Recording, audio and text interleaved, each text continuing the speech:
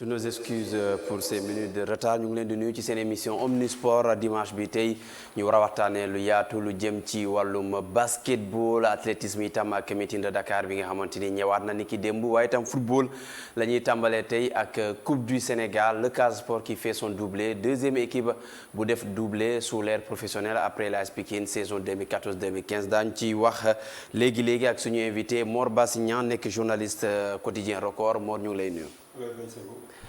ki ñu beneen invité nekk El Hadj Sarr moo yor wàllum communication fédération sénégalaise de basket El Hadj ñu ngi lay nuyu am mbégte dalal la fi. di la remercier Sekou ci am plaisir aussi ñëw fii ci émission bi fekk fi aussi sama jeune frère Mor Bassine di def un travail extraordinaire aussi dans son quotidien Record. Casa Sport comme ni ñu ko waxee moo nekk vainqueur Coupe du Sénégal 3-0 devant ki nga xam te ne mooy Étoile Lusitana le doublé pour le Casa Sport Mor Bassine un magnifique champion et puis cerise sur le gâteau ñu def benn doublé ci saison bi mun nañu wax ni le fruit d'un travail bu yàgg ñu ngi koy door a récolter. waaw bon je pense que c'est largement mérité pour le Casa Sport. C'est une équipe qui est régulière depuis l'ère professionnelle. C'est une équipe régulière. Organisé avec un président Seydou Sané qui est un grand bosseur plein d'humilité donc je pense tey Casa Sport bu gagné championnat bi déjà c'est mérité vu parcours bi ñuy def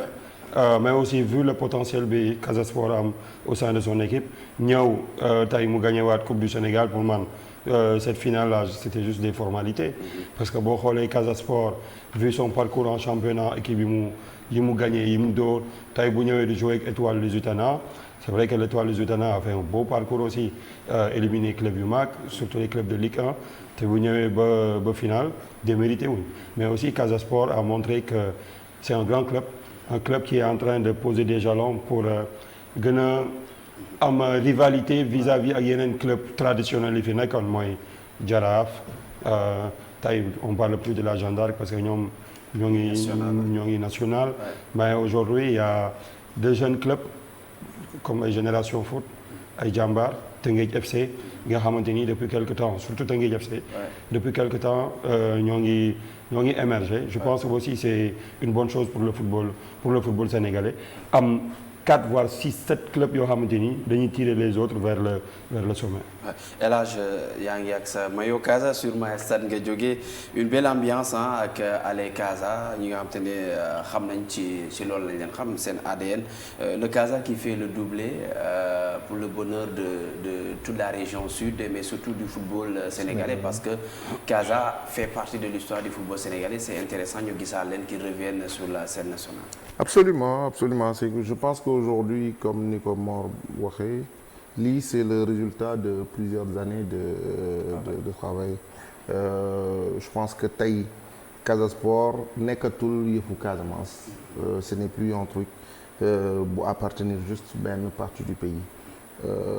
Casa Sport mën naa ne budul équipe bu ëpp supporter ci Sénégal bokk na ci 2 premiers yu ëpp supporter tey boo gisoon mobilisation bi jógee biir Ndakaaru daanaka moo ëpp fuuf li jógee Casamance ñëw d'autant plus que tey man ci suba laa jógee Ziguinchor bi ma tolloo aéroport Cap Skirring j'ai vu aussi tous les anciens notamment l'ancien président mon proviseur Noa Cissé on a voyagé dans le même vol il y avait une forte mobilisation mais li jógee biir Dakar jógee biir Mbour Thiès un peu partout dans le Sénégal ça prouve que ni club la bi nga xamante ne tey dimension nationale la te moo dafa am lu am solo lu mu wax mooy des clubs qui ont toujours symbolisé le football sénégalais nous n'avons pas intérêt à ce que ñu disparaître parce que loolu mooy sunu ADN tey am nañu un entraîneur national qui croit aux locaux gis nañu mu jël góolu Casa Sport may ko change am yóbbu ko kaan donc c'est comme ça qu'on assure la relève et puis comme ça noonu la ñuy doolelee sunu championnat yi man je suis fédéral donc xam naa liggéey bi fédération yi di góorgóorlu dans des conditions souvent pas faciles pour tenir le championnat dans l'étendue du territoire national sur l'étendue du territoire national mais féliciter aussi Seydou mënu ma ko bañ a féliciter parce que je me rappelle quand il a pris le Casa Sport je venais aussi d'être président de club de basket ensuite ma ñëw fédération mu ñëw fédération sama mag la mais on échange sur beaucoup de choses et même dans les deux fédérations nous gérons tous les deux la communication donc on échange beaucoup de choses c'est quelqu'un qui a fait beaucoup de sacrifices mais aussi c'est quelqu'un qui cristallise beaucoup de comment dirais-je nit ñi dañ ko nangul les gens s'entendent bien avec lui et c'est important pour un président munoo yor outil bu mel ni Casa Sport démb bi may génn Kolda à pareille heure di dem Ziguinchor j'ai vu dans une maison fële à quartier Bouna à 185 kilomètres de Ziguinchor kër gi yëpp ñu ngi brandé drapeau Casa Sport donc l'histoire du Casa Sport c'est pas juste Ziguinchor c'est toute la Casamance c'est Kolda c'est Sédhiou c'est Ziguinchor c'est un peu Tamba donc Seydou aujourd'hui tey da ngay xool même bi ñu gagné championnat bi boo xoolee ñi ci jàpp c'est l'occasion pour moi de féliciter le maire de Ziguinchor le directeur général de Doudou Ka ñëpp ñëw nañu et tant que ñu ngi am élan de solidarité boobu noonu dans l'intérêt juste de l'équipe ñun dara mënuñu téye parce qu'on a toujours aussi quand même porté le football national ça toute modestie à part Bokandé c'est le Casa Sport Sadio Mané c'est la graine de la Casamance donc am nañu le football casamançais reste quand même un bon grenier pour le football national. Bon, ils ont quand même mën nañu wax benn palette bu yaatu de comme ni ko président Seydou di waxee de Gouloumbou à voilà à Diozo et tout c'est des zones yoo xamante ni mën na permettre mais am na lu ñuul ci soow mi Mor c'est que le Casa Sport qui va participer à la Ligue africaine des champions sans son entraîneur sur le banc parce que amul licence des CAF le problème qui se pose mooy que ni aujourd'hui les entraîneurs ont du mal à passer leur licence au Sénégal gis nañu que moom ensuite il a déposé sa licence d'abord c'est depuis 5 ans mënul def sa formation et là dee ñëwagul daaw ba dund na loolu daaw ak Teungueth FC la lenteur administrative parfois ci direction technique nationale bi nga am. Bon je pense aussi ay anomalie la je pense yu fédération wala mën a corriger pour permettre à ces entraîneurs locaux là de passer leur diplôme mais aussi ñoom est-ce que ils n'ont pas la possibilité d'aller ailleurs et de faire leur diplôme parce que je pense bien si tu as la possibilité d'aller en France au Maroc wala en Tunisie au Maroc surtout ouais. Au Maroc de passer un diplôme mais c'est même équivalence bi la que le diplôme sénégalais parce que licence C wala licence A wala licence B CAF c'est reconnu partout donc si l'on a la possibilité d'aller ailleurs et de faire ces diplômes là bon nañu dem mais aussi au niveau de la direction technique nationale de la fédération il faut aussi que ñoom ñu jéem a accorder leur violon xool comment ils peuvent aider nos entraîneurs locaux de passer rapidement leur diplôme parce que c'est pas aussi intéressant pour un entraîneur de préparer toute une équipe toute une saison wala sur 2 saisons de faire le doublé après sa équipe dem Coupe africaine doo toog ci banc bi wala ngay coaché par procuration nekk sur tribune bi am keneen ko am licence diplôme équivalent bi D bi pour yow wala C yow nga mën a nga koy jox ne ko defal lii wala président bi dem utiwaat beneen entraîneur je pense loolu manquement la pour Casa Sport mais aussi fédération comme ak direction technique doivent trouver les solutions idoines pour passer cette étape. Ouais, pour aller en Afrique également le Casa Sport aura besoin du soutien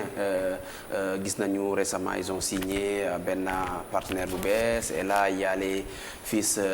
du sud on a vu Mamboy Diao on a vu Benoît Sambou entre autres qui sont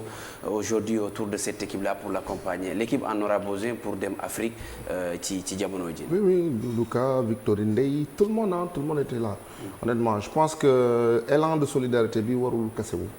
Et je pense que s'ils étaient là, ils n'étaient pas là juste parce que c'était la finale. Ils étaient là parce qu'on avait compris que ni c'était notre dénominateur commun. Et tey ku gis année bi ñu terminé ci football dans ce pays je pense que football mënul xewle ñu koy banaliser rawatina benn territoire bu xewle ci football ñu koy banaliser. Donc moi je pense que nous allons continuer nous en tant que fils de Casamance à travailler ensemble aux côtés du président Seydou Sané, le renforcer. Boy, il mérite tout, honnêtement. Parce que tey ko xam conditions yi ñuy jouer championnat yi le nombre de kilomètres qu'il parcourt amul benn équipe buy def la moitié. Chaleur bi nekk Casamance ñu ci jouer di ci entraîner wu au quotidien des fois sous 42, 43, 45 degrés. et pouvoir finir champion pouvoir finir aussi encore nga def double bi ñooñu tey jàpp naa ni que ni seen jaan wàcc na li ci des mooy c'est nous autres qui sommes derrière ñoo war a continuer di leen jàppale et comme tu as dit je pense que nous devons continuer honnêtement à les aider à être présents et je pense que lii commencé nii ça augure de bons lendemains. En tout cas, moi, je lance un appel à la direction technique nationale par rapport aux licences parce que peut-être Ansou Diadio mooy dem Afrique, mais il n'est pas le seul dans cette situation. Gis nañu Dabo dund na ko et dans l'avenir peut-être d'autres entraîneurs vont subir le même sort. Mooy accélérer passation li nga xam te ne mooy licence A B D C ba ñoom ñëpp ñu am seen diplôme parce que c'est tout ce qu'ils demandent. On a vu que en basket c'est pas un problème souvent dañuy def ay formation pour les entraîneurs. Non, au basket, on a eu le même problème. Je pense que Mor est là pour... je parle sous son contrôle. On a eu ce même problème pendant presque 10 ans. Moi, j'étais président de ligue pendant 4 années. D'ailleurs, à l'époque, beaucoup me reprochaient cette virulence vis-à-vis de la fédération. Parce que man, c'est ce que je disais. Mounou Manek, président de ligue, pendant 4 ans, je n'ai pas vu le directeur technique, par exemple, effectuer un déplacement dans une région quelconque, notamment de la Casamance zone du Manekon. Donc ça, j'ai pas compris. Les formations, pendant 4 ans, il n'y a pas eu. Donc après, le président de la fédération a compris que dafa waroon bokk ci cahier de charge yi directeur technique bu bees bi waroon am que ni il fallait faire les formations. Et là-dessus, Tafa est en train de faire un bon travail. Ñu ngi accélérer. Et je pense qu'au football aussi, ça va venir. Mais leneen li Mor wax c'est important. Vous savez, le métier d'entraîneur c'est un métier. C'est pas du caaxaan. Tey mi ngi defar ay carrière mi ngi defar ay avenir. Pour jàng école parce que lu ñu jàngale la xam-xam la. Donc tey yow pour faire tes diplômes, tu as le choix nga def ko dans les écoles sénégalaises ou dans les écoles gambiennes ou en Europe ou aux États-Unis. Man pour ma jàng xam-xam jàng naa fi dem naa bitim réew jàngi. Donc aussi des fois moi je blâme un peu les techniciens parce que tey boo demee ba am yenn dayo yi sa équipe surtout mu am benn envergure bi tu dois aussi quelque part te donner toutes les chances pour que demain yu mel nii boobu ñu dal parce que quand même du doon lu yomb déjà ci équipe bi parce que y a une certaine complicité bu mu am entre moom avec ses joueurs. Voilà, on va parler football toujours. Sadio Mané qui va arborer le 17 au Bayern Munich. Déjà son transfert Mor gis nañu booba tey Bayern na ñu ngi ciy communiqué ce matin moo ci mujj ñu ngi ciy def une communication boo xam ne rarement ñu gis ko Bayern peut-être parce que le club a rarement accueilli une star comme ça. D'habitude ñoom c'est des joueurs qui veulent confirmer wala ñi nekk en baisse de forme la ñuy accueillir mais là c'est une star bi nekk quand même au top de sa forme Sadio Mané. waaw il faut aussi ñu xool ban contexte la nekk dafa nekk contexte boo xamante ni Robert Lewandowski dafa bëgg a dem. Sadio ñëw donc Sadio en quelque sorte dafay redorer le blason du Bayern. C'est vrai que Bayern y a de grands joueurs il y a Leroy Sané Gnabry et cetera mais amuñu joueur trempe Sadio boo xamante ni day mën a postuler pour Ballon d'Or. En plus l'image de Sadio au niveau de la Bundesliga da koy gën a yéegal day gën a yéegal le championnat même aussi le club par rapport à la vente des maillots et cetera donc cette communication pour man c'est quelque chose de très normal en plus au-delà de la signature de Sadio au-delà du Bayern et cetera mais coup de pub la pour beaucoup de jeunes joueurs africains qui sont dans ce championnat-là yoo xamante ni amuñu cette médiatisation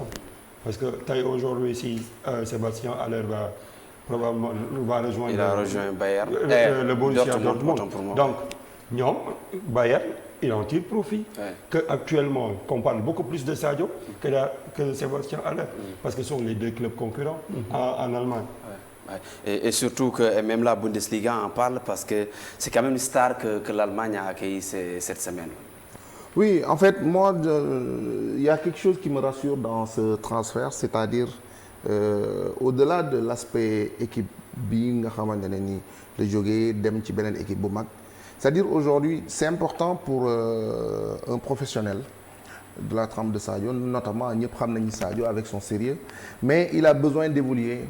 dans des équipes sous couverte d'institutions fortes comme le Bayern, comme le Barça, comme Liverpool, comme le Milan AC. Parce qu'il fut un temps, la piste de Paris était très sérieuse, elle était agitée. Moi, j'ai suivi ça de plein fouet. Il y avait le Real qui s'était positionné. Donc, la chaise musicale, mercato on a vu ici ce que ça a donné, le transfert de Kylian Mbappé, où tout le monde disait que c'était acté d'Aïdem Real de Madrid. Revirement, il ne faut pas qu'on se cache, nous avons des khalis là. Donc, Paris Saint-Germain, jamono ji néew na mu soxla joueur boobu mën ko rëcc mais nous avons vu que c'est un club avec un grand potentiel mën na sax gagner Ligue des Champions au vu des joueurs yi mu yor mais souvent en termes d'institution pour mën a canaliser les joueurs c'est là-dessus que ça affaiblit un peu donc le fait que mu dem Bayern avec des joueurs comme ay ñoom Oliver Kahn nga xam ne c'est des gens yi nga xam ne bu ñu la wëree ñun pour sunu équipe nationale c'est rassurant parce que dina nekk ci environnement bu sain dina nekk ci benn environnement bi nga xam ne c'est propice à son évolution sportive mais aussi je pense que comme ni ko Mor waxee c'est un très beau challenge parce que aussi Bundesliga nous avons faut pas qu'on se trompe le Bayern c'est une équipe bi nga xamante ne ni lu mu métti dina jouer dernier carré bi en Ligue des Champions donc je pense que il a fait un excellent choix parce que là-bas quel que soit li mu fi jot a réaliser gagner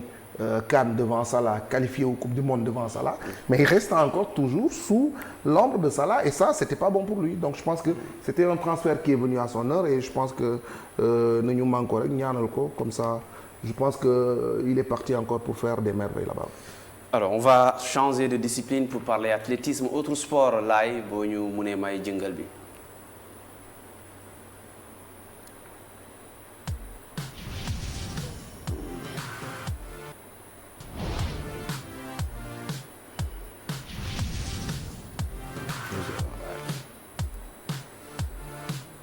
Autre sport, ça va aller vite avec le meeting de Dakar bi nga xam te ne ñëwaat na 7 ans après 2015 la mujjee am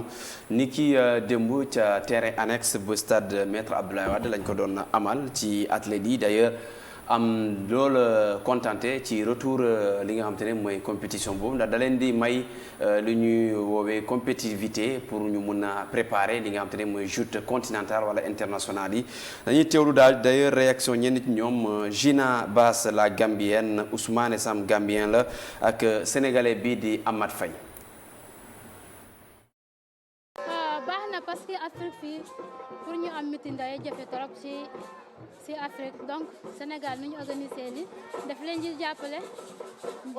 ay seen athlètes parce que Afrique fii bariwut compétition pratiquement meeting donc dafa gën a motiver athlètes yi pour ñu gën a liggéey pour ñu def performance bu baax. On l'avait rêvé quoi, on avait rêvé parce que l'athlétisme sénégalais en fait ça fait un moment que je peux dire on n'est pas connu. Donc avec ce genre de meeting, bah, ça fait que révéler que l'athlétisme existe et qu'il y a des athlètes qui sont là en train de parfait pour le pays parce que c'est pareil, une médaille de champion d'Afrique comme Sangoné au triple, Salissar pareil, vice-championne. Donc je pense que ça pourrait donner plus de publicité pour l'athlétisme sénégalais. Boy dama man Sénégal laa nekk so dama dee entraîner boy te gis naa ne tey niveau bi nu mu meloon léegi niveau bi dafa waaja because Sénégal war nañu yóbbu 4 fois ça si ligne mais soo gisee technical direct yóbbu ko affaire yi moo waaja because doo ngay seet léegoo-léeg soo yóbbu équipe nekkul ne ma bëgg a yóbbu équipe rek mais di nga gis ne su ma demee dinaa mën a am résultat loolu ngay yóbbu. Le retour du meeting de Dakar et puis Amat Faye moom ngeen gis noonu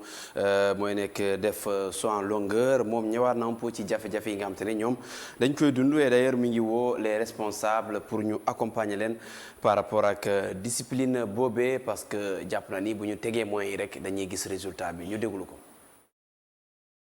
Non, mais déjà contente, très contente que, en tout cas, que le meeting de Dakar revienne. kooku Ami Sène la moo nekk champion d'Afrique lancé marteau mais Amad Faye mooy ki nga xam te ne athlète sénégalais bi def saut en longueur dafay ñëw ci jafe-jafe yi nga xam te ne ñoom dañ koy dund ak athlétisme Sénégal laay bu dee élément am disponible na voilà ñu déglu ko. alors dañuy continuer ak athlétisme meeting de Dakar le bilan Amadou Diaba du médaillé olympique coordonnateur du grand meeting de Dakar bronze moom ñëwaat na un peu ci compétition boobu il tire le bilan qui est satisfaisant et d'ailleurs mi ngi woo les responsables à ce que ñu may leen ñu mën a entraîner ci boobu les pistes bu terrain annexe bu stade maître Abdoulaye Wade bu ñu ko mënee déglu moom Amadou Diaba. nekk na meeting boo xam ne ñëpp ñu ko doon xaar surtout sunu athlètes yi parce que sunu athlètes yi lii la ñu bëgg pour ñu développer athlétisme donc il faut que ñu continuer ci lancé bi pour que année prochaine ñu mën a améliorer lu ñu war a améliorer invité nag ay athlètes yu baax parce que fii invité nañu ay athlètes yoo xam ne yu baax a baax yu nekk ay champions d'Afrique Djina Bass elle est championne d'Afrique donc et nous avons nos athlètes ñoo xam ne ñoom la ñu ndamoo muy Sangoné ak Salissar ak Amat parce que ñoom gagné nañu médaille dernier championnat d'Afrique yi passé donc comme ni ma ko waxee pour athlétisme bi gën a mën a dox il faut ñu am ay centres yoo xam ne comme ni ma ko waxee comme football parce que ñëpp xam nañu ne football lu tax mu dox centre yi tax mu dox ay jàmbaar ay yeneen yi nga xam ne loolu moo tax donc mais léegi nag ñu xool athlétisme bi naka lañ ko mën a développer dugal ay athlètes ay centre comme ça dinañu mën a am ndam comme ni football yi mën a am ndam waaw dinañu waxtaan ak ay sociétés yoo xam ne soit ñuy location auto wala terre bi waxtaan ak ñoom pour ñu mën a defal ñu ay prix yoo xam ne sunu athlètes yi dinañ mën a andi fii ñu entraîner parce que soo gisee majorité sunu athlètes yëpp Dakar lañu dëkk mais am na club yu nekk Rufisque am na club yu nekk ay Sangalkam am na nekk Lac Rose mais dem naa waxtaan ak maire yooyu pour waxtaan ak ñoom ñu seet naka la ñu mën a développer athlétisme si gox yooyu nga xam ne jege na fii. mu nekk El Hadj Amadou Diaba Mor le meeting de Dakar qui fait son retour 7 ans après bouf de soulagement pour monde athlétisme Sénégal nga xam ne stade Léopold tëj nañ ko ñu dem organiser ko ci piste bu bees d'ailleurs ñu am seen piste bu bees bi ñu leen déjee fale ca Diamniadio. Je pense que c'est une bonne chose déjà athlétisme bi temps yi moo ngi doon góom a jéem a jógaat tuuti. meeting bi da koy gën a may doole. en plus day gën a pousser jeunes talents yi nekk ci athlétisme bi ñu gën a performer. En plus fédération bi gën a réorganiser wu je pense que c'est une bonne chose pour man waxuma la piste bi mais dans tous les stades régionaux du Sénégal dañu war a am ay piste athlétisme yoo xamante ni fonctionnel yoo xam ne duñ ko ubbi rek juste bu amee match football navétane wala leneen non les ligues régionales d'athlétisme dañ ko war di occuper parce que loolu mooy développer discipline ci réew tey am nañ stade annexe maître Abdoulaye Wade mais waruñu ko tuddee stade annexe maître Abdoulaye Wade déjà loolu dañ ci war a wax piste athlétisme bi fa nekk dafa fonctionnel li fa nekk pour ñu ko mën a jouer pour ñu mën a utiliser comme football bëri na mais athlétisme pour man war nañ ko mën a delloo gëdd boobu tuddee ko pourquoi pas stade Lamine Diack vu tout le travail bi mu def te tax ay meeting de Dakar bu ñu koy wax aussi c'est grâce au président feu président Lamine Diack donc dañ ko war a rendre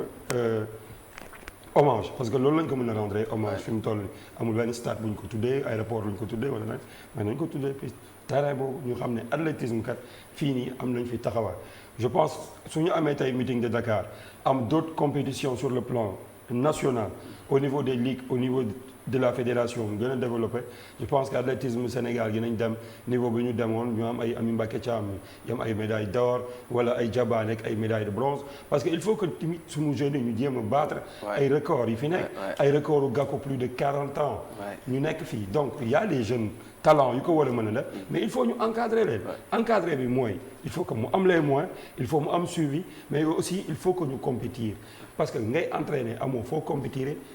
doo def ay résultats yu probants. c'est ça aussi le problème le meeting de Dakar quand même nekkoon na un événement annuel boo xam ne ñëpp a ko doon yàkkamte fekkee ko. Oui, moi je pense que c'est quand même triste que meeting bi arrêté woon 2015 ak léegi ce qui veut dire que am na ay xale yu fi juddu ba commencé xamee ils ont aucun souvenir de ça et puis moi je pense que suñuy autorité dañu war a aussi et ça je le dis pour maintenant et pour l'avenir dañu war a am une politique sportive cohérente les investissements parce que ci wàllu sport bariwul boo xoolee le ministère des sports xanaa peut-être léegi lañ ko rehaussé mais de tout le temps bokk na ci budget yu gën a faible et pour ce faire il faudrait dans ce cas nga orienté wu sur des disciplines yi nga xamante ne ni ça t'a toujours valu satisfaction le basket on sait que ça nous a valu satisfaction parce que même si football bi gagné na ren nous sommes quand même premiers sur tous les plans. Le football est venu parce que tey xam nañ que le premier sport dans ce pays c'est le football dañ ci war a def xaalis mais l'athlétisme nous a valu aussi beaucoup de satisfaction. Amadou Diaba man c'est une icône à mes yeux. Tu vois tey Ami Mbacké Thiam on était encore nous au lycée mais c'est comme hier. Donc c'est des événements te boo fàttali ko retentissement bi moo amoon bi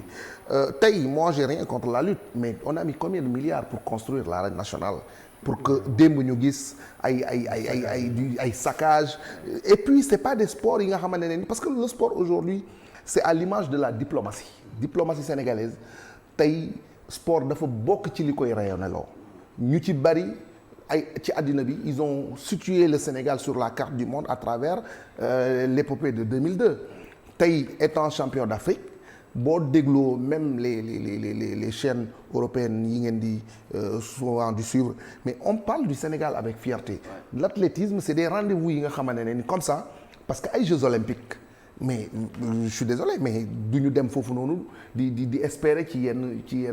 yu ñuy def autant de milliards. D'ailleurs récent bi amoon c'est sur invitation lañ demoon. Voilà donc et nous avons aujourd'hui Mor wax na ko dañu am des qualités athlétiques le Sénégalais il est bâti pour courir et je pense que la course c'est pas une discipline bu yomb tey ku ma sa daw nga xam ni que ni. sport bu jafe la ngalla kon le minimum qu'il mérite c'est d'avoir quand même des pistes de descente et comme Mor ni mu ko waxee ça se commence dès le bas âge à l'école primaire au collège les régions parce que tey boo xoolee man sama mbokk Casamance yi nii à chaque fois ils sont présents parce que am nañu ces aptitudes physiques là mais su dee da ngay dem biir Cabrousse tu vas voir quelqu'un ki nga xamante ne nii village am lay jógee daw ba 10 villages ci kanam def ko aller-retour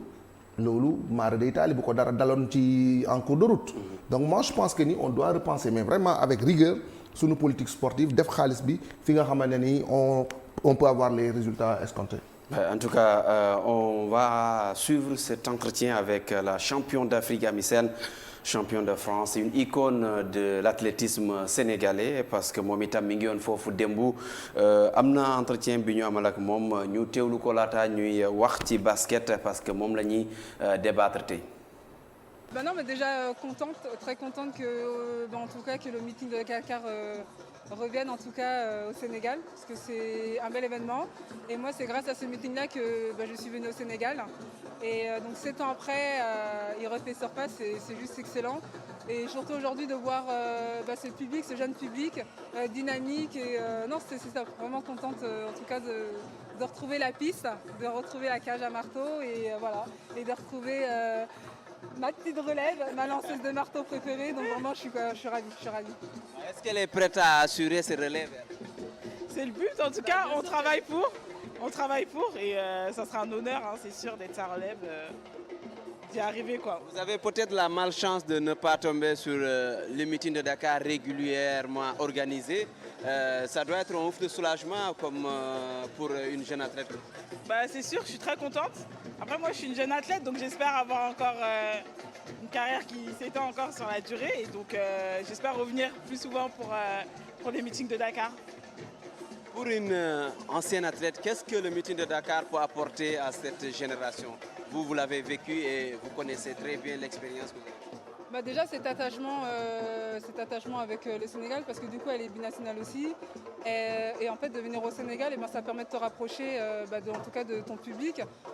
du peuple sénégalais et c'est très bien de venir et aussi de découvrir un autre univers parce que la compétition au Sénégal est différente des compétitions européennes et finalement je trouve que c'est une excellente chose. En plus les conditions sont réunies ici par rapport au climat donc c'est vraiment top en tout cas qu'elle soit venue et maintenant l'idée en voyant des belles installations comme ça, c'est aussi qu'elles reviennent régulièrement avec d'autres athlètes et qu'on essaye d'organiser des stages plus réguliers pour vraiment qu'elles soient proches en tout cas de nous, quoi. Alors, quelle note donnez-vous un peu à votre discipline marteau, à cette jeune génération, ce que vous avez vu aujourd'hui? Une note? Je ne sais pas si je peux donner une note, mais en tout cas c'est très encourageant parce que Fatou franchement elle a un beau potentiel et je l'encourage vraiment à poursuivre et à persévérer parce qu'elle peut faire de belles choses et aujourd'hui je pense que Sangoné l'a bien démontré Quand elle est venue au début, c'était une petite athlète, une jeune athlète. Et voilà, elle a continué, elle a persévéré. Aujourd'hui, elle est championne d'Afrique. Donc aujourd'hui, c'est tout le succès que je souhaite aussi à Fatou. Donc de croire en elle et de continuer à persévérer. Et voilà, je pense qu'en tout cas, les portes de l'Afrique lui sont ouvertes. C'est une pression ou une motivation d'être épaulée par une star comme Amy? Non, c'est plus une motivation. Hein. Je suis très fière en fait d'avoir l'opportunité de lui succéder. Et ça donne au Sénégal une certaine image de bonnes lanceuses, de belles lanceuses surtout. Et du coup, je souhaite devenir cette belle lanceuse qui était Amy Sène. Voilà. Amy Sène, champion d'Afrique de lancer marteau, moom moo nekkoon noonu entretien spécial sur donc ce meeting de Dakar, un plaisir de la revoir ci li nga xam te ne mooy tartan bi. On va changer de discipline pour parler de basketball.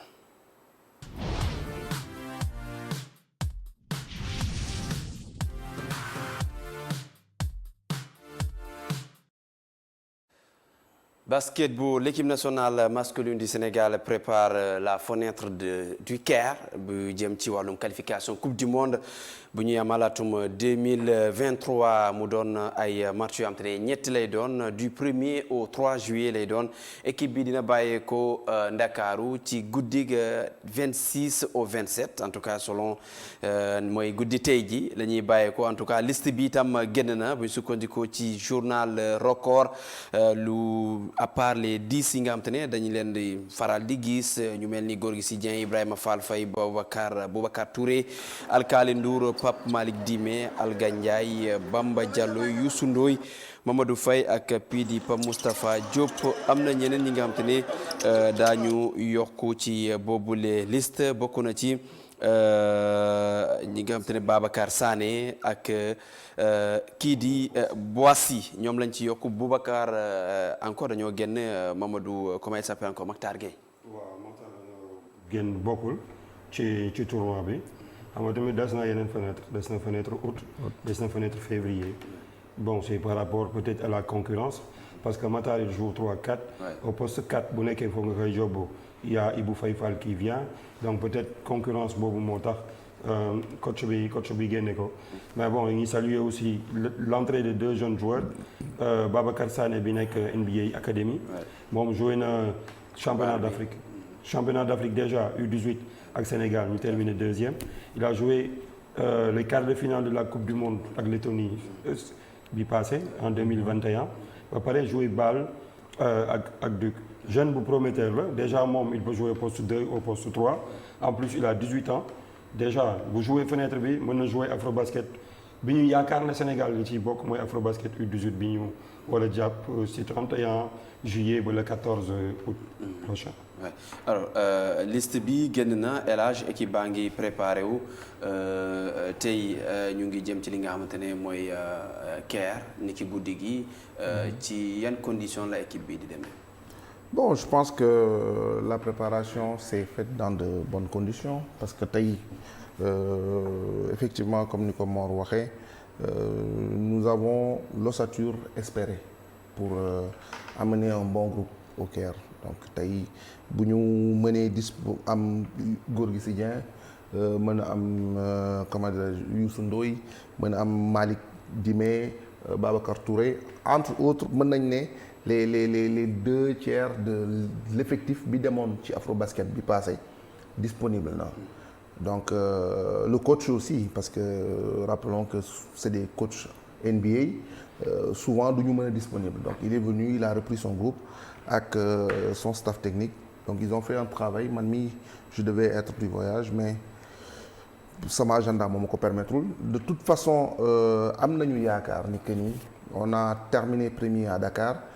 bu ñu àggee au Caire aussi l'équipe avec une équipe moins forte entre guillemets mais tey si on a tous ces atouts avec nous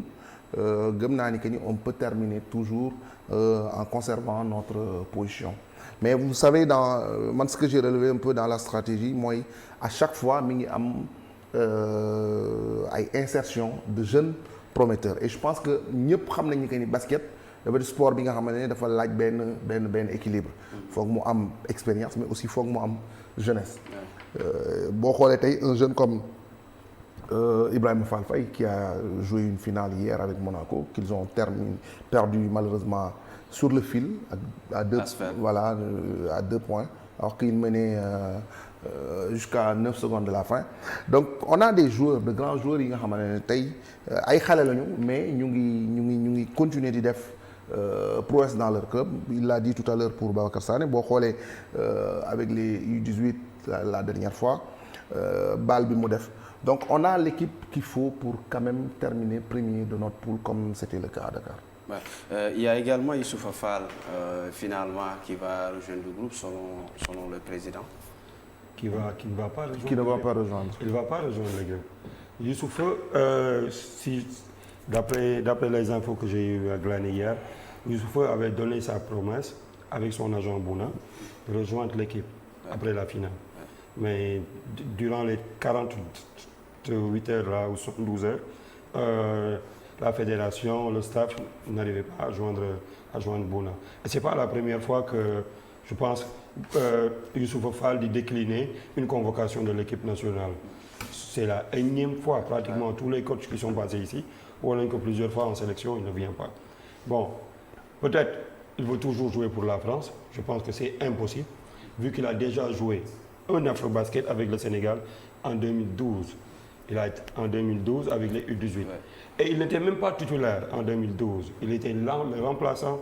de Abdoulaye Ndoye, ancien joueur de Sibac et du Dakar Université Club. Je pense qu'on est en train de perdre notre temps en tout le temps convoquant ce joueur-là qui ne veut pas jouer pour le Sénégal. Il ne veut pas jouer pour le Sénégal. On a d'autres joueurs qui sont là, capables de jouer à sa place. Donc on continue avec ces joueurs qui sont là. C'est très simple. Pourtant, le président de la fédération avait une certitude que dina ñëw. On va d'ailleurs suivre sa réaction, le président Babacar Ndiaye, sur l'affaire Youssouf Fall mi nga xamante ne convoqué woon nañ ko en équipe nationale te mu amoon sa certitude ne d'après son agent que dafay ñëw rejoindre direct groupe bi ñu déglu. waaw xam nga moom Sénégal la parce que FIBA qualifié woon na ko Sénégal bu yàgg bon Sénégal la ko qualifié. Bon maintenant de reste aussi xam nga joueurs yi aussi dañu am carrière yi ñuy gérer il faut aussi ñun léeg-léeg ñu koy comprendre parce que loolu mooy seen liggéey mu demoon dugg France bees waroon gérer carrière ba xam nga léegi mu ngi jouer Asvel nekk titulaire di jouer Euroleague donc léegi mën nañu wax ne xelam dal na voilà léegi peut-être maintenant il a promis démb rek incha allah man dégg naa am naa confirmation ak entraîneur Boniface mu ne wax na ak agent am démb si guddi. waaw mu ne dina ñëw donc nañ yaakaar ne ba si cat duggul fii ak dimanche incha allah kenn xamul na final bi ni muy demee mais ba démb si guddi la promettre na ne dina ñëw incha allah yaakaar naa ne dina ñëw quoi. El Hadj, est-ce que finalement la fédération maîtrise ce dossier? Non, mais la fédération maîtrise parfaitement ce dossier. C'est, comme j'ai dit, c'est pas sur la base d'un tâtonnement. La fédération ne va pas s'amuser à se prononcer ou à publier une liste qu'un technicien n'a pas mis à sa disposition. Rappelons que nous, la partie administrative, on ne s'occupe pas de technique. Mais on peut aussi s'occuper des pourparlers entre les joueurs, les agents, et je pense que là-dessus, toutes les personnes qui devaient intervenir l'ont fait. Maintenant, Mor l'a dit, Youssoupha Fall, c'est un Sénégalais, son agent aussi est un Sénégalais. Nous ne pouvons pas douter quand même de leur patriotisme. Nous ne sommes pas aujourd'hui les personnes les mieux placées pour dire que lorsque Bouna nous dit avoir discuté avec son joueur, il est OK, ou bien que le joueur lui-même dise qu'il veut maintenant revêtir des couleurs nationales, nous taxaw ñu ne non, il n'est pas suffisamment patriote, donc on ne va pas le prendre en compte. Donc le coach l'a mais à force de l'appeler, dit que oui, ça c'est autre chose. Ça c'est autre chose. J'en étais juste du tontu que xamal ni que ni du benn légèreté, du benn amateurisme. Nous avons convoqué le joueur, le coach et la fédération sur la base de ses promesses et de ses déclarations. Maintenant, ce qui s'est passé ces derniers jours, je pense que au sein de la fédération, ça ne peut pas ne pas rester comme ça. Ça peut pas rester comme ça. Ça ne peut pas aussi ne pas revêtir de conséquences. Parce que porter le maillot national, c'est un privilège. c'est un privilège tey am na ñi nga xamante ne ñu ngi taxaw dans les champs de guerre qui n'ont pas des regroupements dans des hôtels huppés qui ne jouent pas devant un public qui ne voyagent pas en avion qui souvent pour rallier leur champ de bataille dafa métti donc tey un athlète quel qu'il soit su ñu demee ba ñu lay woo équipe nationale kooku c'est un privilège c'est une consécration su dee yow xamuloo ci lu ñu lay woo lu mu doon nous on prendra acte et moi je pense qu'aujourd'hui basket bi tey ñi ko ŋànk c'est des gens sérieux que ce soit le président que ce soit le directeur technique que ce soit l'entraîneur que ce soit ñun ñi nga xamante tey la ñu dénk basket bi buñ ci waree wax dañ gis nga cri de cœur bi Mor am moi je suis fédéral je peux pas l'avoir en direct mais bu ñu àggee ba fa ñu ko war a waxtaanee je pense que ni non mais il a pas tort là-dessus je le rejoins à 100% mais ni ñu koy waxee ak ni ñuy agiré mën na ba ñëw doon benn mais incha allah man je pense que ni cette affaire-là doit être évacuée une bonne fois pour toutes. ñu jàll ci leneen. moi je le dis qu'on a des joueurs capables de jouer au même poste et qui sont absolument expérimentés et qui ont plus de vécu que Youssoupha Fall qui a joué une seule Coupe d'Afrique avec le Sénégal en U18. Tey soo jëlee il y a Amady Ndiaye qui sort d'une excellente saison avec Pau Lac Orthez avant de signer à Nanterre. Il y a Cheikh Mbodj qui fait d'excellentes choses avec son club au Japon depuis 2 ans. C'est l'un des meilleurs joueurs sénégalais soo jëlee en termes de stats sur les 2 dernières saisons depuis Covid bi ba léegi. Il joue chaque saison 56 matchs. Vous pouvez aller sur le net, vous allez voir les stats. Tey pourquoi on va se priver de ces joueurs-là qui sont prêts, qui ont toujours rendu service au basket sénégalais au Sénégal, parce qu'on se rappelle en 2017 quand on jouait le tournoi de la zone D là mënuñu woon qualifier, c'était les Malais, les Khan d'Almeida, Moïse Diamé, etc. qui sont venus pour qualifier le Sénégal. Tey on vient, d'accord, c'est un nouveau staff, c'est un nouveau truc, ñu dindi ñëw ñu teg pour dem ni woo joueur boo xamante ni chaque fois su nga woowee du ñëw. mais tamit trop c'est trop. am na ñu fi nekk mën a ñëw jouer dañ leen woo su moom bu mënul ñëw ñu teg ko xool yeneen joueurs parce que y a de jeunes joueurs tey y a Ibou Dianko Badji qui est là il peut jouer. Il y a le jeune Khalifa Diop qui vient d'être drafté en NBA. Il y a d'autres joueurs. Il y a le jeune Khadim Rassoul Mboub, je donne juste des exemples, qui a joué avec le Zamalek, qui peut jouer au poste 4, 5. Et ça me rappelle en 2008, en 2012, quand on voyait Youssoupha Birima Fall à Site Academy faire ses débuts là-bas avant de rejoindre l'équipe nationale du Sénégal. Donc, s'il est devenu international, jouer à l'Asvel, c'est en grande partie grâce au Sénégal. Donc, il faut rendre Kibi. La monnaie su ko mënul mu toog ñu jël d'autres joueurs. Pourquoi pas ñu perdre suñu temps. Tout à fait parce que depuis des années Youssoupha Fall day ñëw du ñëw day ñëw du ñëw bon finalement on passe. Vous savez, parce que ça mën na andi frustration. Par respect aux jeunes qui ont toujours sacrifié de leur temps et de leurs efforts. Bon, cette année vous étiez là à Kigali quand on a vu Gorgui Sy Dieng les coups qu'il a pris. Arbitrage désastreuse. Et c'est un garçon qui en équipe nationale a toujours fait preuve mais vraiment d'exemple. Tey Gorgui Sy Dieng ñun les fédéraux day toog ak ñun regroupement mu ñuy téyel ataaya. Et c'est quelqu'un qui yàlla teral na ko ba pare bu ko neexoon mu ni dootul ñëwati équipe nationale. Mais fi ko réew mi toll ak lu ko équipe nationale jaral moo tax à chaque fois qu'il est venu il n'a jamais fait de vague. À chaque fois qu'il est venu, il a mouillé le maillot. Donc, par respect pour ces gens-là, moi je pense que nous, en tout cas, je me suis entretenu d'ailleurs avec le président de la fédération juste quelques instants, sur la question. Donc, moi je sais que nous avons mais non, nous, on gère et on rencontre. Et je pense que à partir du moment où la liste définitive a été rendue aujourd'hui sans le joueur, li ñu ci war a def yëpp dinañ ko def soobee yàlla. Alors les conditions de voyage, l'équipe nationale du Sénégal n'a pas un vol direct, amuñu vol spécial non plus, et c'est pourtant pour se qualifier à la Coupe du Monde de basketball, ça ne court pas les rues. Dañuy def Dakar Caire Istanbul Alexandrie lii mi ngi mel ni kuy. Non, d'après info yi moom dañuy def Dakar Casa si je me trompe pas, après ñu def Istanbul, après ñu def Alexandrie, parce que Istanbul ak Alexandrie c'est 2 heures de vol. C'est 2 heures de vol. Bon, peut-être amuñu disponibilité volet spécial, mais si c'était le football, il y allait y avoir un volet spécial. Parce que Coupe du Monde la ñuy qualifié. Ouais. Peu importe. Ils vont me dire que oui, football, basket du yam, mais équipe nationale. Maillot national. C'est quand même des géants. ñun ñëpp joueur muy footballeur que muy basketteur muy athlète bi wala mbër bi bu ñuy dem défendre couleur Sénégal la ñuy défendre, donc dañ leen war a mettre dans des conditions. Je dis pas que defuñu conditions mais tey bu nekkoon football dañ leen di joxal vol spécial. Ce sont des géants yoo xam te ne ay 2 mètres 15 2 mètres 18 2 mètres 20 la ñuy def ñu yóbbu leen classe économie ñu toog di lemu ñaata heure de vol la ñuy def fu ñu fi jógee tey le 26 27 28 la ñuy yegg. Est-ce qu'ils auront suffisamment de temps de récupérer, jouer sur nos premiers matchs contre Égypte, alors que ce premier match-là da nga ko war a gagner. Les 3 matchs dañ ko war a gagner lu nit ñi mënu comprendre mooy fenêtre FIBA yamul ak Coupe du Monde éliminatoire Coupe du Monde football. Fenêtre FIBA point bi nga am première journée ba dernière journée bi da nga koy yóbbaale ñun point yi ñu am 5 yi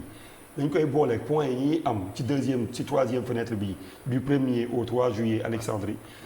moom moo ñu war a may ñu qualifier ci 2e tour bi ndax 16 équipes la 16 équipes yooyu les 3 meilleurs de chaque poule ñooy qualifier muy 12 ñu sànni leen en 2 poules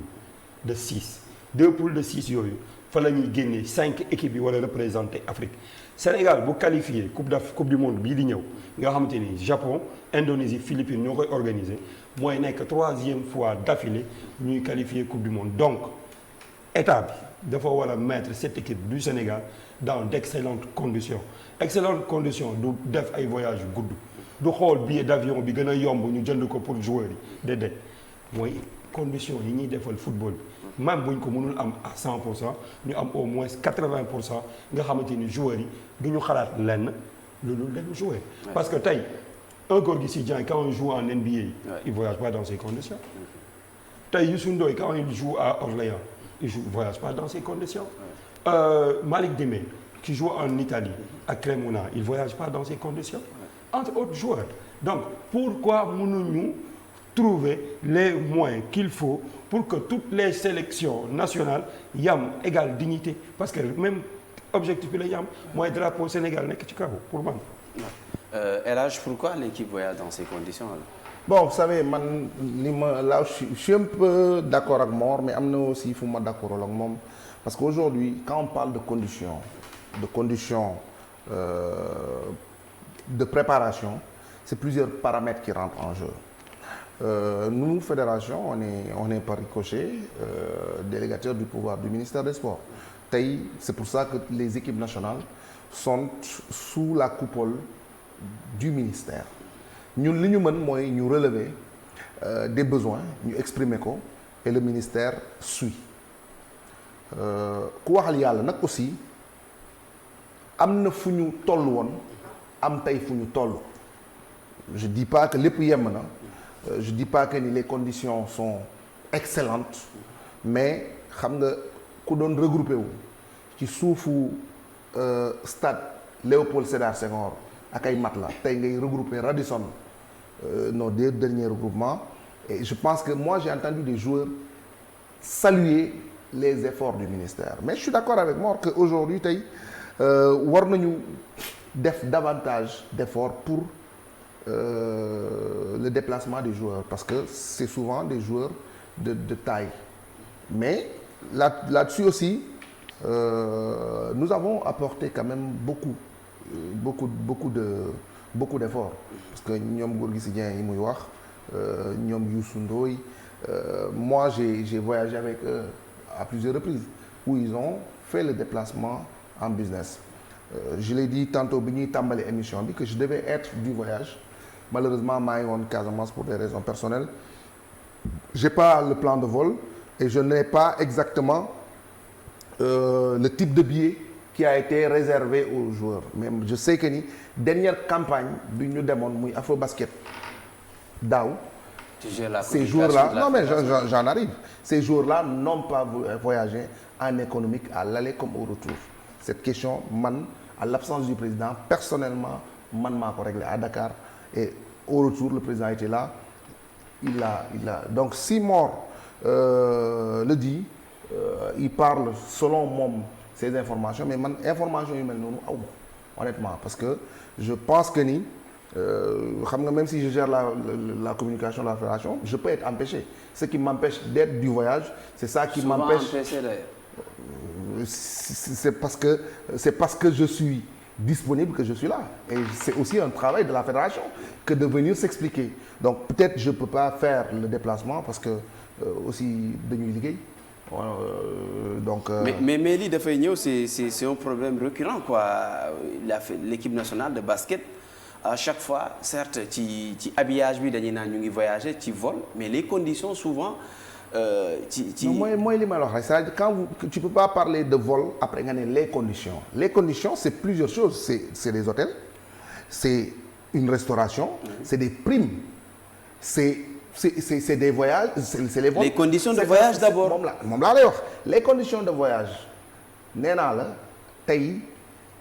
indi nañ ci ay amélioration yu mag a mag pas plus tard que dernier déplacement bi équipe nationale def en dehors du Sénégal ces jours-là n'ont pas voyagé en économique loolu kañ moom je le dis devant une télévision donc moo tax ma ni la tey mënu ma ni li Mor wax amul parce que je ne suis pas de la mission man xam nga yow souvent man dama xamul lu ma lay def rek quand tu m'appelles faut que je vienne mais honnêtement j'étais en blackout man je reprends du service normalement à partir de la semaine prochaine donc pour des raisons personnelles mais Inch'Allah au sortir de ça je vais essayer de corroborer mais man j'ai pas cette information que l'équipe a voyagé en économique. D'accord. Moi j'ai voyagé avec l'équipe plusieurs fois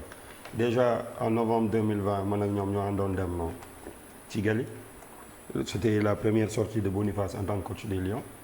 La majeure partie des joueurs étaient en économie. Quand on revenait de Kigali, j'ai voyagé avec certains joueurs. On a fait Kigali, Addis, Lomé, Dakar. Si je ne me trompe pas, hormis Gorgui, la majeure partie des joueurs, Gorgui moo nekkoon première classe, le reste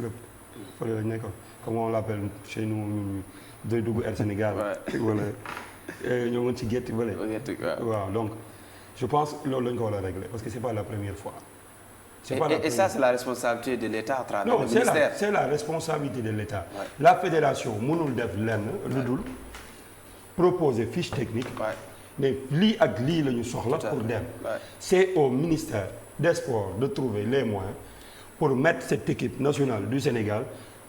dans les conditions optimales de performance. Conditions optimales de performance. Tey suñu qualifié Coupe du Monde du El Hadj Sarr moo qualifié Coupe du Monde. Du maître Babacar Ndiaye du Gorgui Sy Dia. C'est le Sénégal. La ñuy représenter Sénégal drapeau bi fu nekk. Donc ces joueurs-là méritent d'être dans d'excellentes conditions de voyage. Ay primes yooyu am na amélioration wax naa ko dès le début waxuma amul waxuma na defuñu mais ils doivent faire beaucoup plus que ça parce que tey si le président de la République met 155 milliards ci stade 20 milliards ci réfection réhabilitation stade Léopold ce président de la République là peut mettre 2 milliards sur l'équipe de basket mu jouer benn tournoi vrai ou faux donc nañu poser le débat fi mu war a nekk. Non Mor man je suis pas en train de te contredire d'ailleurs j'ai commencé par confirmer li nga wax c'est-à-dire moo tax boo xoolee dama ni à partir du mois d'août dernier yow tu parles de l'année d'avant ci li ma gis mooy j'ai vu que ni effectivement toute l'équipe n'a pas voyagé en économique en business aussi ce qui devrait être le cas loolu mooy yoon parce que c'est des géants c'est des basketteurs c'est des gens yi nga xamante ne aussi ils font des voyages yi nga xamante ne ni souvent boo ñibbisee boo moytu la ngay feebar donc man je suis d'avis que aujourd'hui on ne peut que demander on dépose la fiche on demande maintenant je pense que la tutelle yaa ngi koy fàttali léegi nii lors d'une émission ci seeni confrères yu nekk TFM la question lui a été posée donc ñun charge à nous de faire en sorte que ni lépp li nga xamante ne ni yëgu ko woon mu yëg ko donc je pense que ce travail a été fait et comme tu le dis le basket mérite tout dans ce pays les autorités tey mënuñu wax ni par exemple président defalul dara basket bi parce que Dakar Arena nous vaut beaucoup de satisfaction mais doyul parce que tey c'est un sport qui gagne wax naa ko fi sànq sport bu dul gagné sax la ñuy laam-laame mais le basket gagne et si on est respecté ci wàllu sport en Afrique avant que le football n'arrive le basket l'a incarné donc évidemment je suis d'accord que ni war nañu gën a renforcer et même maa ngi dégg président fédération il y a 3 jours rek mu naan ma moom actuellement son li koy tere nelaw mooy avoir un siège pour la fédération de basketball. Ils ont des locaux à Dakar Arena. Ça veut dire que aussi il faut qu'on interpelle encore la tutelle. Ouais. Parce que tey SOGIP mooy gérer Dakar Arena, ok? On parle de la tutelle, on parle de l'État. La fédération a des locaux là-bas. Ouais. Il y a le terre qui va jusqu'à Diamniadio. Pourquoi tey SOGIP joxul les locaux à la fédération à Kigali? La fédération rwandaise est à Bank Kigali Arena, qui est l'ex-Kigali Arena. Ouais. Pourquoi tey ñun suñu basket mënul dem foofu? Et ils ont même eu quelques soucis pour ça. Ils ont les locaux là-bas. Lu tax mënuñu dem foofu? Terre bi mu ngi fii. Mais pourquoi léegi ces infrastructures-là am fi? C'est pour le basket. C'est pour le basket. Basket mënul dem foofu, terre bi nekk fii. Mais donc les réalisations yi ñuy def dans ce pays-là, ça sert à quoi? Si finalement la discipline bu ñu ko tuddee mënu faa entrer. Pour les locaux moi je pense que ni effectivement nous avons nos locaux là-bas. D'ailleurs à chaque fois qu'on organise à Dakar Arena nous prenons possession des locaux pour les mettre à disposition de FIBA. D'ailleurs ñoom foofu la ñuy loger, c'est là où ils font le travail. Je pense que c'est une demande que nous n'avions pas faite à l'époque parce que comme ni ko Mor waxee terre bi disponible bu loon la preuve bu ngeen xoolee même les matchs de championnat difficulté boobu la ñu amoon parce que on peut les organiser là-bas mais en termes de déplacement le public tout ça day jafe mais ce qui est sûr et certain si demain nous devons prendre nos locaux à Dakar Arena dañu ko war a jox parce que c'est marqué estampillé Fédération sénégalaise de basketball. Ouais. Et je pense que récemment il y a eu benn bruit bu fi jotoon am pour pour que le basket puisse disposer de la salle. C'est un débat que moi j'ai suivi de loin mais j'étais prêt à intervenir entre-temps ça s'est décanté man dama jàpp ni que ni Dakar Arena moom sans complexe c'est grâce au basketball. Ouais. Le président l'a construit pour le basket. Ouais. Nous comprenons qu'aujourd'hui am na fi ay disciplines yi nga xamante ne aussi dafa war a émerger amuñu salle amuñu complexe tey boo demee Paris-Bercy on joue au basket on joue les autres disciplines mais nous savons d'abord qu'à la base c'est une salle pour le basket. Ouais. Donc Dakar Arena mënuñu ko soxla nit ñi di laam-laame est-ce que dinañ ko disposer wala duñ ko disposer ça aussi il faut que les gens comprennent que c'est pas parce que aujourd'hui tu es directeur wala tu occupes un poste que tu dois disposer du sort des gens nous sommes des Sénégalais duñu ay Gambiens réew mi dañ ci bokk le président élu c'est notre président il a construit une salle de basketball pour le basket kooku xel xalaatul ñu naan dañuy ñëw juste pour s'entraîner il faut donner 1 million 2 millions loolu mooy lan c'est des choses yi nga xamante ne ça ne peut pas ça mënul nekk. Et grâce aux journalistes grâce à la presse. Ouais. D'après les discussions que j'ai eues dernièrement avec un membre de la SOGIP je vais pas citer son nom. Le ministère des Sports a accepté maintenant de payer les frais d'organisation ou bien toutes les activités que les fédérations sportives vont faire là-bas. Donc je pense aussi que c'est quelque chose à saluer et c'est le rôle des journalistes d'alerter. Si la presse n'avait pas alerté, ça allait continuer comme ça. Chaque fois, ils vont payer 1 million, 1 million 600, etc. Et cette salle-là, c'est pour le basket et pour les autres disciplines. Aucune fédération ne doit... Non, maintenant, les féliciter ça. Moi, je trouve que tu es... Cook Avenue solution dafa nekk Rwanda trouvé que Banque Kigali tey mu jël Kigali Arena versé 7 millions de dollars pour ces 4 milliards sur 6 ans tey pourquoi la SOGIP mënul trouver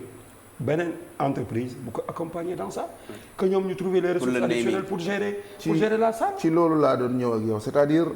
tu parles de la presse c'est bien la presse fait un excellent travail d'alerte. Mais là-dessus, moi j'ai lu ton article, il faut te rendre hommage là-dessus. Parce que c'est ce courage-là aussi dont on a besoin à un moment donné. Gis nga gars yi des fois quand ils sont en poste, on leur donne ay outils.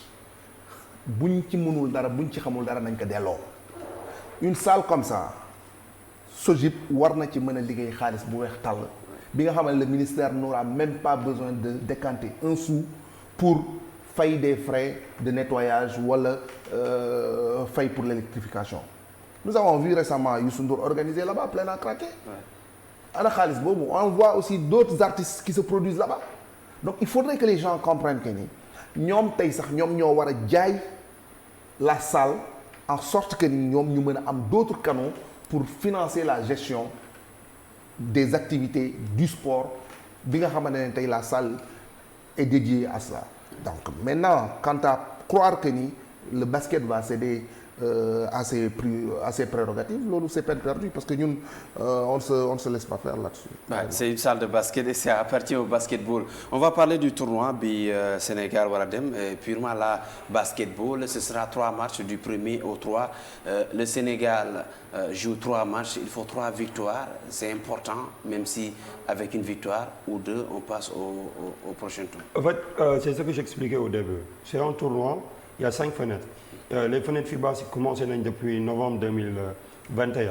avec les groupes A et B qui ont joué à Benguela en Angola. Donc nous on a démarré notre tournoi au mois de février. Tey points yi ñu am 5 points yi ñu am dañ koy yóbbaale ci deuxième tour bi mooy deuxième tour bi mooy commencé août jàpp août 2022 jàpp février 2023. Tey ñun 3 matchs la ñu am suñu premier match ñu ngi koy joué contre Égypte. Vendredi, deuxième bi samedi contre RD Congo, troisième bi ñu joué que contre Kenya. Même bu ñu gagné benn match dañuy dem deuxième tour tax on aura au moins lu mu dee 9 points sur 11 possibles. 9 points yooyu ñu am dañ koy yóbbaale deuxième tour bi di war fa dajeeg Soudan, Tunisie, peut-être Cameroun wala Rwanda foofu mën nañ fa amaat yeneen 6 points mais li doon gën ci ñun mooy ñu gagné suñu 3 matchs nga xam ne dañuy dem ak 11 points suñu demee 11 points ci deuxième tour bi day gën a yomb parce que soo fa amee 6 déjà tu auras 17 points. Ça veut dire que mois de février 2023 bi nga xamante ni jàpp naa ne Sénégal da kaa war a organiser mu nekk fête fii Dakar Arena joueurs yëpp ñëw public bi ñëw ñu qualifier coupe du monde pour la 3e fois suñu fa amee benn victoire dañuy demaat coupe du monde. Donc on a notre destin en main et je pense bien que tey. L'équipe est consciente ñoom xam nañ ko joueurs yi en taxaw di ko dégg ñu ne ñoom ils ont retenu les leçons de Dakar février bi erreur yi ñu def contre RD Congo te gëm naa ne à Alexandrie dinañu def le tout pour gagner seen 3 matchs parce que moi j'ai regardé l'équipe de l'Égypte jouer contre le Rwanda dernièrement difficilement la ko gagné ak ay arbitrage maison boo xamante ni foofu la woon match tournoi international. Sénégal tey am na tout le potentiel. Je pense si tu as Gorgui Sy Dieng, Ibou Faye Fall, Malick Dimé, les jeunes comme Mamadou Faye, Alkali wala Babacar Sané, déjà rek tu as un groupe solide. Entraîneur bi Boniface, qu'on le veuille ou pas, il fait un excellent travail avec son adjoint Mamadou Gueye Pabi ak la direction technique nationale. Je pense que dañ leen a war a gën a dooleel. Tey c'était da doon am importance. Que les Sénégalais puissent se déplacer pour aller soutenir leur équipe. L'argent bi ñuy def encore une fois sur le football di déplacer ay supporters ils doivent le faire dans les autres disciplines pour que ñoom ñu aussi ñu sentir que ne ils représentent un pays qui est le Sénégal. Cette qualification pour la Coupe du Monde fan la toll fédération Bon fi ñu war a toll la ñu toll c'est-à-dire aujourd'hui mieux que quiconque on est déterminé à la décrocher. Tey je pense que au vu de la dernière prestation que nous avons fait à Kigali, je pense que c'est une pilule qui n'est pas passée. Nous savions que l'équipe avait ses chances. Nous avons malheureusement trébuché en demi-finale. Et tey quelqu'un comme Gorgui, je sais que ni il a à cœur de jouer cette Coupe du Monde. D'autant plus que dernière Coupe du Monde bi da ko raté woon. Donc boo xoolee tey joueurs yi seen détermination ñëw ba di jouer les qualifications sax pour dem ci compétition nous au sein de la fédération on ne peut pas ne pas être au devant Donc nous sommes en train vraiment de travailler de plein fouet. C'est pour ça que ngeen gis dernièrement il y a eu beaucoup cette année on a signé beaucoup quand même de partenaires qui viennent nous accompagner pour que au moins équipe bi bu demee mu mën a nekk ci conditions yi gën. D'autant plus que nous savons que déjà il y a la prise en charge de l'État. Mais rappelez rek benn affaire bu am solo vous savez Mor léegi nii j'ai vérifié avec le président parce que comme j'ai dit j'étais pas trop immergé dans le dossier donc il m'a confirmé déjà que ñoom difficulté bi ñuy gën a am souvent ci vol yi pour équipe yi bu ñuy dem soit da ngay am vol spécial mais bu dee vol commercial pour nga am 12 places yu disponibles en business souvent ça pose problème donc à chaque fois on trie au volet on prend les joueurs yi nga xamante ne ñoo gën a gudd ñi nga xamante ne aussi comme tu as dit c'est des stars ça aussi il faut le reconnaître ba pare am nañu tey xam nga tey ni nga mën a teg un Jean-Jacques Boissy mi nga xam ne xale la mi ngi door a ñëw équipe nationale mënoo ko teg un Gorgui Sy Dieng pour équipe même club boo fa demee dafay am hiérarchie donc je pense que ni l'idée c'est de travailler pour que comme ni ñu voilà voyage yu métti yi ni am ay vols spéciaux ñu mën a dem tranquillement voilà il y a une autre sélection c'est celle féminine qui prépare aussi l'Afrobasket 2023 mais là c'est des regroupements yoo xam te ne mooy permettre mu def détection bi defoon na des regroupements avec les joueuses locales autant pour moi et là c'est avec des internationales yi nekk en tout cas dans des clubs étrangers un regroupement qui va prendre fin pour une première partie laataa ñu amaat beneen séance le travail déjà on a vu Moustapha Gueye qui est en train de ratisser large pour avoir une équipe compétitive pour éviter de subir même ressort bi ñu dund récemment au Cameroun. Bon déjà man damay saluer initiative boobu parce que pour man lu baax la ñu xool les jeunes joueuses capables wala les joueuses capables d'intégrer cette équipe du Sénégal parce que dernièrement soo xoolee depuis 2017 mu ngi am benn vent de rajeunissement au sein de cette équipe du Sénégal. Ouais. Depuis 2017 mooy dernier Afrobasket bi ñu joué à Bamako après la Coupe du Monde en Espagne Tenerife après ñu ñëw Afrobasket 2019 à Dakar l'Afrobasket 2021 tey suñu gisee Tafa mu jël presque 20 joueuses voire 19 joueuses yoo xamante ni ñëpp étranger la ñu nekk mu leen di ñuy liggéey ak ñoom du lundi au vendredi pendant 15 jours pour la première phase en externat après mu nekkaat deuxième phase du 7 au 22 juillet en internat day préparer une équipe boo xamante ni mën nañoo jural dara fii ak 2023 parce que au-delà de 2023 tey le Sénégal peut bâtir une équipe boo xamante ni su demee Coupe d'Afrique 2023 naam gagné yàlla moo koy kii mais dañuy sabablu que mën nañoo gagné Coupe d'Afrique 2023 mais équipe boobu war na mën a qualifier pour Jeux Olympiques 2024 au-delà des JO 2024 dina amaat Afrobasket en 2025 donc day fekk jeunes yooyu déjà ñu tàmm ñoom jouer seen biir am les automatismes qu'il faut pour que au moins Sénégal retrouver waat niveau bi mu nekkoon en basket féminin parce que aussi basket qu'on le veuille ou pas dans ce basket féminin du chauvin wala quelque chose comme ça amatul lu ñu ciy prouver tey les filles ont tout gagné ici en Afrique 11 titres chez Afrobasket 7 Jeux africains ak 7 Jeux africains c'est quelque chose d'énorme amul beneen pays bu koy def donc ñun bu ñu tëddoon dina la pendant 10 ans pour yeneen pays yi dab ñu gën a métti tey Nigéria bi ñuy wax ils n'ont pas encore 10 titres ils n'ont pas encore 5 titres si ñu yam donc ñun ñoo war a gën a mën a préparer la relève te cette relève là du ñuy tafaa woo rek y a les U18 ñi nga xamante ni ñoo ngi fii ñoom ñoo war a mën a assurer relève du basket sénégalais dans 10 ans et ñooñu la fédération de leen di inscrire souvent sur des Afrobasket mais parfois c'est au niveau de la tutelle que foofu lay tardé dañuy hésiter war nañoo bokk wala duñu bokk d'après les dernières infos que j'ai eues l'équipe U18 garçons ak filles dañuy bokk pour Jeux africains Jeux Afrobasket bi am Madagascar dañuy bokk mais bokk bi warul yam rek nga ne man ministère billet laay joxe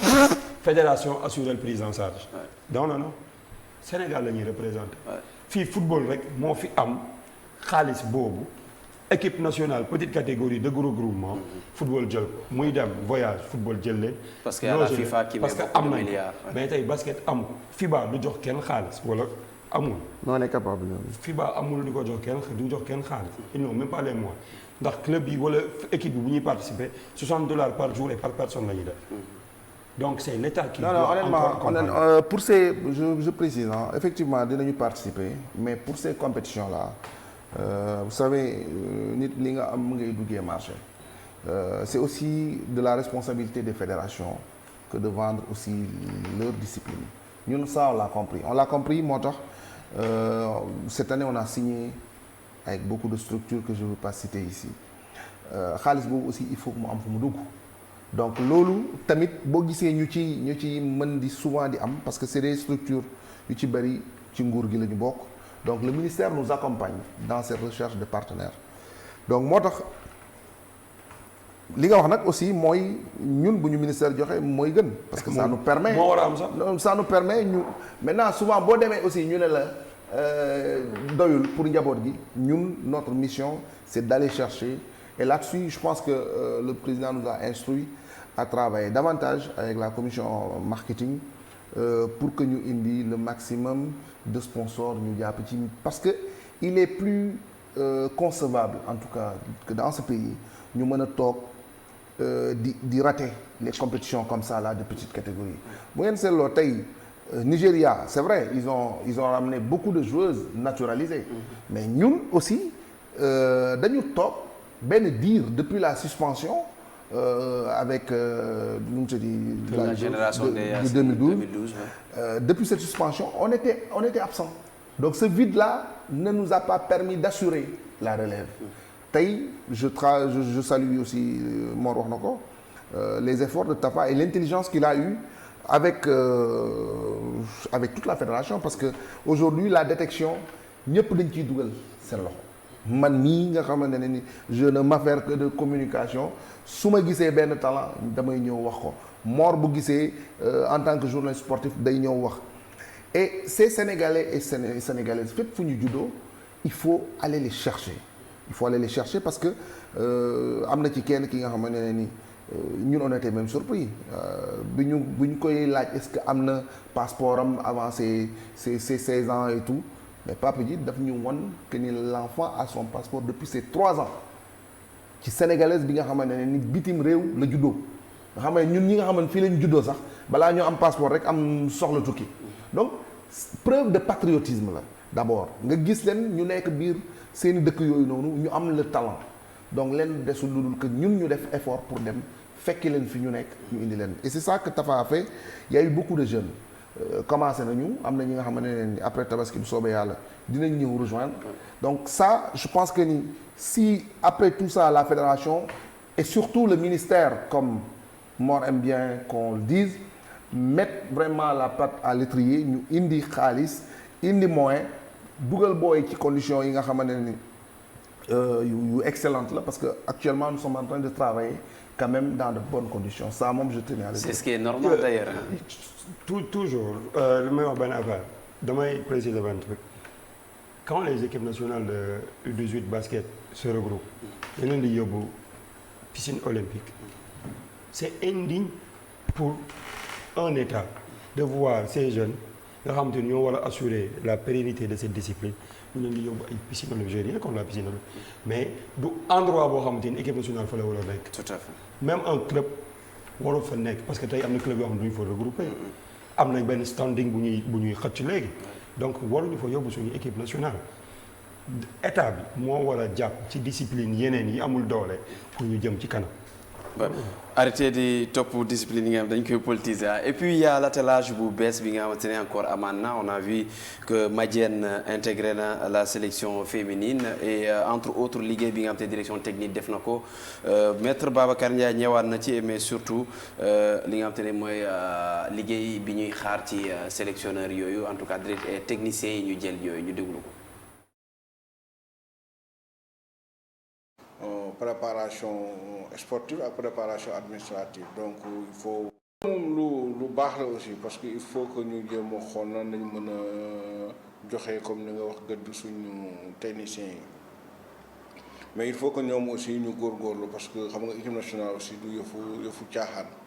il faut duñ fa nëw bu nit aussi rek parce que da nga ma neex il faut toujours nga am profil nit yi nga xam ne nii war nañ mën a tenir emploi bi nga leen di jox la preuve boo gisee même au même moment où góor ñi ñu ngi entraîné ñun dans le cadre de préparer une équipe féminine pour Afrobasket 2023 ñu ngi déjà ñu ngi regroupement fii di préparer jël ay joueurs dañu war diaspora bi détecter ay joueurs nga xam ne dañu leen di indi Dakar à la charge de la fédération rien que en billet d'avion on a dépassé 20 millions de billets d'avion bu ñëwee pour ñu regrouper pour entraîneur def détection mën si jël xool nan la si mën a sélectionner loolu dañ koy def dans le cadre de politique de développement parce que Sénégal donc professionnalisme oui professionnalisme je pense que tôt ou tard fa dañu jëm moom maintenant bu ñu ko yàkkamte aussi dañ ko def nànk-nànk rek ba am des clubs puissants yu nga xam ne dañ mën a tenir professionnalisme. Voilà, on va terminer. El Hadj chargé de communication fédération basket El Hadj lu tax duñ la gis match championnat lu tax duñ la gis Marius Ndiaye kenn du la gis yaa yor communication basket. Cette année nga ma fa gisul ça aussi ça vous savez Sékou communication c'est subtil soo taxawee nga ne ma lu tax duñ la gis ça prête le flanc cette année gisoo ma fa mais les autres années maa ak yow ñoo fay añandoo. waaw mais toute une année des fois man maa lay yóbbaale. toute une année bon en fait c'est normal. non yow non fan nga may fekk mosoo maa des fois maa lay yóbbaale. non donc parce que moom foog nga ma fekk voilà. non y a rien d'extraordinaire c'est lié exclusivement à mes charges professionnelles. xam nga boo nekkee ndaw nga nekk aussi chef d'entreprise am na fooy tollu tu es surbooké mais je suis en train de travailler wax dëgg yàlla à distance parce que y a pas que le championnat il se déroule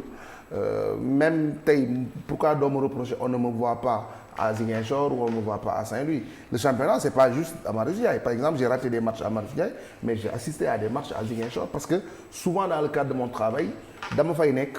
match am ma dem seetaani su ma demee Ndar mu am ma dem seetaani mais en fait loolu jàpp naa ni c'est plus les techniciens par exemple aujourd'hui un directeur technique qu'on voit pas au stade nga xamante ne moom dafay dem pour xool les joueurs détecter leen mais man même su ma fa nekkul j'ai une équipe dans ma commission bi nga xamante ne dina ñëw par exemple pour les images yéen a ngi gis ñu ngi koy am ñu ngi kii la preuve on a mis en ligne notre site depuis une semaine et ça on l'a réalisé entièrement à partir de mes locaux où des fois la commission se retrouve on travaille d'ailleurs looloo tax ci voyage bi j'ai demandé à être excusé donc loolu rek la mais sinon vous aviez commencé aussi di diffuser match yi après ça ngeen arrêté également. Oui pour la diffusion c'est moi j'avais proposé ça à la fédération ñu ko doon def maintenant après vous savez il y a plusieurs commissions qui rentrent en jeu am na ñi nga xamante ne ñoom ils sont chargés à rapporter des sous pour la fédération donc il y en a qui ont jugé inopportun parce que jàpp nañu day jouer ci seen billetterie bi donc même si je suis pas d'avis c'est la règle aussi bu ñuy liggéey en collège donc pour l'instant on est en train de travailler on a innové aussi avec des partenaires yi nga xamante ne ni kii nu mu tudd qui diffusent les matchs qui donne les scores. La plateforme. Voilà, la plateforme Switch. foo nekk ci àdduna bi di nga mën a suivre les matchs en live via le score mais comme je vous dis ñun tey la ñu gën a disponible pour def cette mission mais def ko surtout avec beaucoup de sacrifices pour ce pays parce que c'est une discipline qui mérite d'être faite. sooy xool ñaar wala ñett ñoo ciy génn surtout ci jigéen ñi tey boo jëlee ville de Dakar peut-être ngay wax Duc après Débalog Asfo Saint-Louis yooyu basket soog a ñëw wala ay Jeanne d'Arc ak soog a dikk mais ci góor ñi pour man dafa am nivellement parce que tey la victoire de la Jeanne d'Arc du surprise carrément quoi parce que Jeanne d'Arc dafa nekk ci benn progression bu normal depuis 2 voire 3 ans en plus ñu am une organisation am coach boo xamante ni Momo Sène il a fait un gros travail ak seen présidente bi Maïmouna Mbengue une brave dame je pense tey am nañ Douane am nañ Duc am nañ Jeanne d'Arc mais aussi il y a la ville de Dakar yoo xamante ni tey mën nañu prétendre au titre de champion chez les garçons lan rek mooy pour man hic bi mooy saison bi dafay gudd ren boo xoolee déjà ba léegi joué guñ les préliminaires de la Coupe du Sénégal te on est au mois de juillet pratiquement déjà au niveau de la petite catégorie amul joué wuñ que ce soit à Dakar que ce soit dans les autres régions Dakar déjà il y a beaucoup de clubs yoo xamante ni amuñu sax licence le secrétaire général de la Ligue de Dakar dina ko mën a certifié futiwu tey dañoo war a am un calendrier des compétitions maîtrisées ñu ne saison bi day commencer 1er octobre ñu jeex le 30 wala le 15 juillet loolu moo manqué au fait actuellement c'est vrai que direction technique bi moo ko doon poussé année yi passé mais parfois day am ay compétitions yu dugg wala équipe bi demande report wala équipe bële wala engagé wu day deux amuñu licence loolu la si on avait un basket boo xamante ni composé de 10 équipes ñu dem professionnel le reste nekk amateur on allait grandir encore plus pour am un basket beaucoup plus performant des clubs performants nga xamante ni on aura les meilleurs joueurs locaux yoo xamante ni dinañu mën a wala local joueuses locales yoo xam ne dinañ mën a xeex rivaliser ak ñi jóge à l'étranger pour l'équipe nationale du Sénégal. Ça fait merci monsieur merci El Hadj ñu ngi lay jaajëfal. Mor félicitez-moi. félicité la ci. ci Casa Sport bi. waaw Casa Sport xaju fi yow doo ñibbeeti Casamance parce que dafa mel ni ndam li yow ko daanoo ci est-ce que farawoon ci gars yi. félicitations El Hadj yow ñu ngi féliciter en tout cas waa Casa Sport di féliciter le président Seydou Sané ak ñëpp ñi nga xamante ne surtout féliciter mon frère Chérif Sadio moo yor développement Casa Sport directeur de Casa TV def liggéey bu am solo en tout cas côté digital Casa est une référence gis nañu liggéey bu am solo bi nga xam def nañ ko en tout cas une saison boo xamante ne jeex na et quand même y a eu quelques violences yi nga xamante ne am na échauffourées par-ci par-là bon gis nañ ko un peu partout même en France am na yu gën a débordante ko yooyu mais c'est à éviter j'espère que l'année prochaine dina doon saison bu dàkk bu ren bi et que ñu am moins de violence parce que le talent il est là les ambitions sont là club yi ñu ngi fii les présidents sont en train de se donner à fond pour mun a développer seen club respectif à dimanche prochain inchallah pour beneen numéro Omnisport jërë ngeen jëf